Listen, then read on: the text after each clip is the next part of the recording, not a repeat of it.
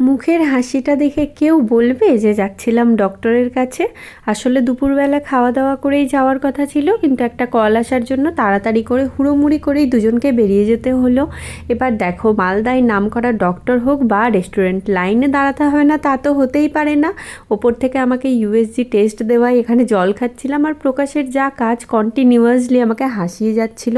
আর এত ভিড় ছিল যে আমাদের ডক্টর দেখিয়ে টেস্ট করতে করতে সন্ধে পার। তারপরে সন্ধেবেলা একটা রেস্টুরেন্টে গিয়ে দুপুরবেলার লাঞ্চ করলাম দুজন মিলে। আর কি খিদে পেয়েছিল, ইঁদুর পুরো পেটের মধ্যে দৌড়োদৌড়ি করছিল দুজনেরই।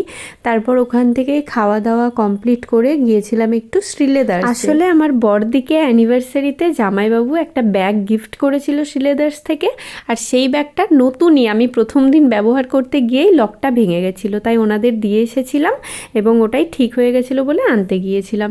তারপর আমি আর প্রকাশ ভাবলাম চলো একটু টাইম আছে তো একটু শপিং মল থেকে ঘুরেই আসি, কারণ আমাদের রিপোর্ট দিত প্রায় 7:30 8টার পরে, তাই ভাবলাম যাই একটু ঘুরে আসি ততক্ষণ।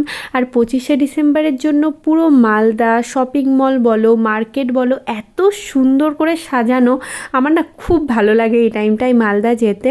আর আমারও কিছু কিছু টুকিটাকি বাজার ছিল আর প্রকাশেরও কিছু বাজার ছিল, তারপরে আমরা বাড়ি চলে আসি।